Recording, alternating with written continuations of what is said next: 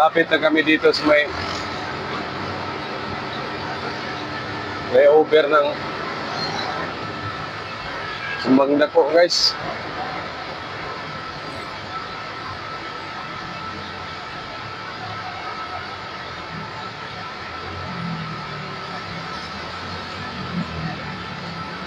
Buti na lang, medyo maulap dito banda, guys. Oh.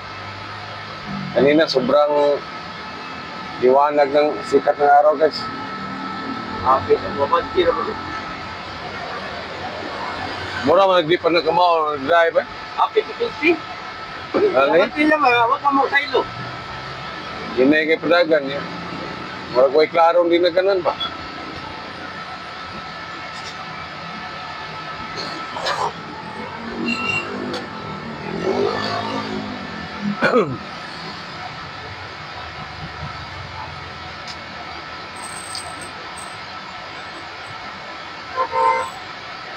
Kaya kayong mga minsan lang pumunta dito sa Cebu, pag masyadong malakas ang ulan, maraming lugar dito na bahain talaga. Kaya dapat nyong umiwas kayo sa pagdaan kasi mas lalo kayong maabala. Kaya dito sa may Highway Tipulo, guys,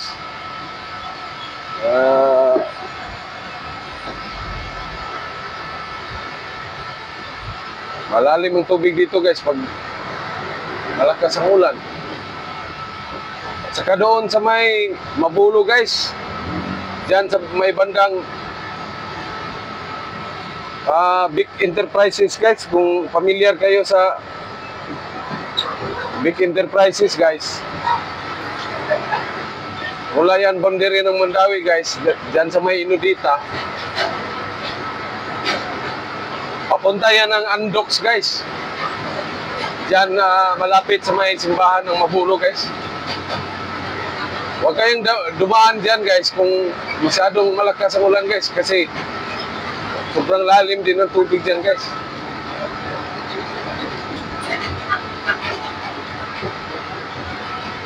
Kaya kung galing kayong Mandawi, guys, tapos sobrang lakas ang ulan, papunta kayong Cebu, guys, mainam na doon kayo dumaan sa mga ikuan, guys. Guano Avenue, guys, yung malaking daan, guys. Galing ka ng Konsolasyon, magli-left turn ka kaagad sa may kuan, guys, Pacific Mall. Tapos kakanan ka uli doon sa may Total. Dire-diretso na yan, guys. Malaking daan yan, guys. Dire-diretso na yan. Papunta na yan ng Cebu, guys. Mas maganda dyan daanan, guys, pag maulan. Kasi hindi masyadong bahain, guys. Kung matraffic man siya, guys, at least umuusad naman. Hindi kagaya, guys, kung doon dito ka banda sa San Miguel dumaan, guys, tapos papunta ka ng Mabulo, madaanan mo talaga yung dalawang bahaing lugar, guys, sa bandang Tipolo at saka doon sa may Big Enterprises, guys.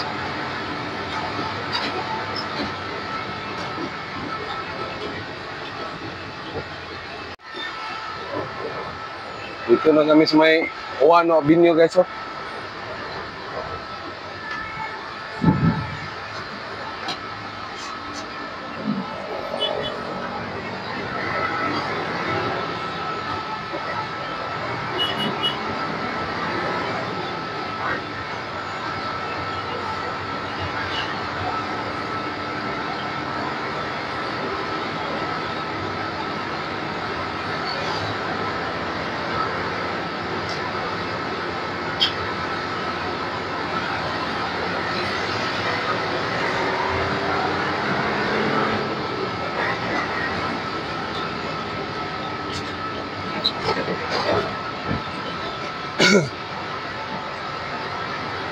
Welcome to Cebu City.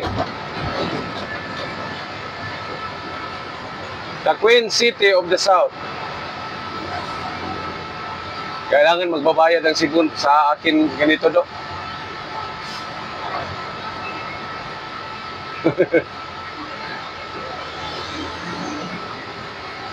Nana dia. Dia berpartai dia. Nana dia, kanya kandidat Pak. Wala. Di front, awak nggak foto di front. Ya Pak.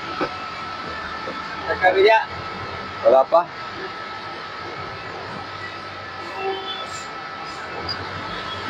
Papasok na kami. Dito. Bandang CIP guys. Okay, pwede ni tanggal ang 5K guys. Ang 5K pwede nang tanggalin guys. Wala nang 5K dito guys. Ang mga Baik dia lah guys. 5K, 6K, 6K, 5K. Sa ganyan guys.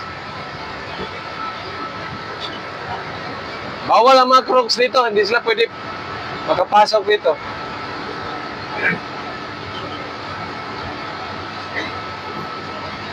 This is Cebu Port Authority.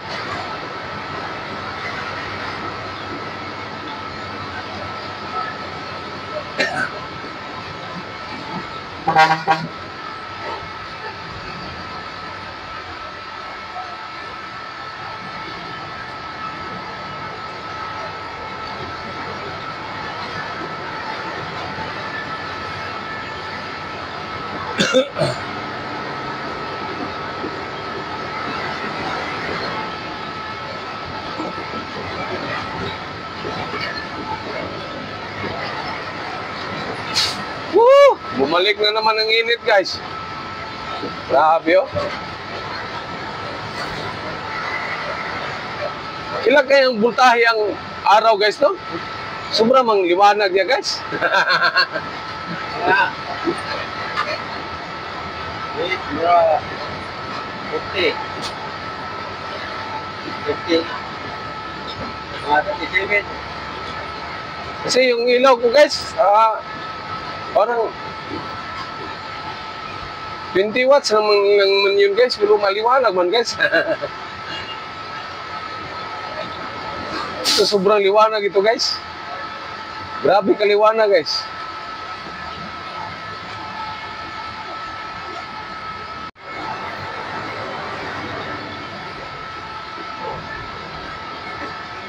Malapit na kami rito sa Transisia, guys.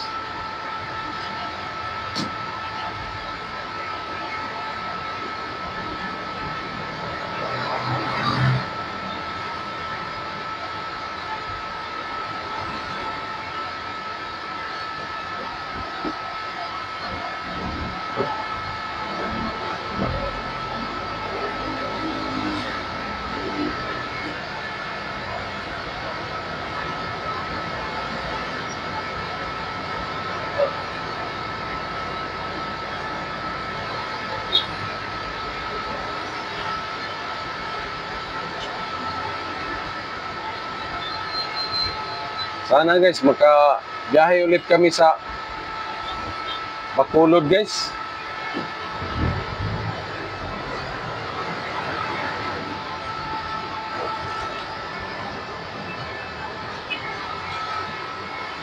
Kasi nakakasawa rin dito guys eh. Ulit-ulit lang guys.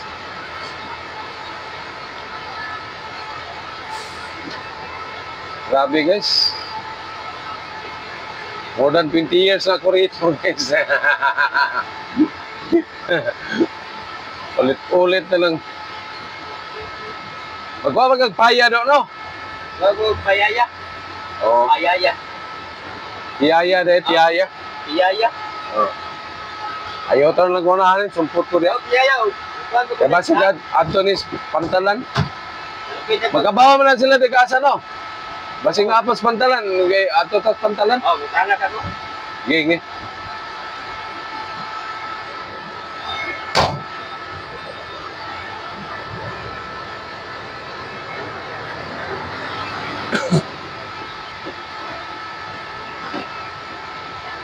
mag-U-turn ako sa unahan guys kasi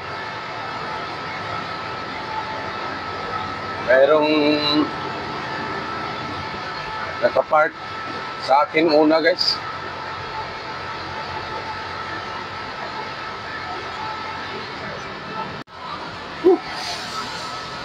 Grabe, sobrang init na guys.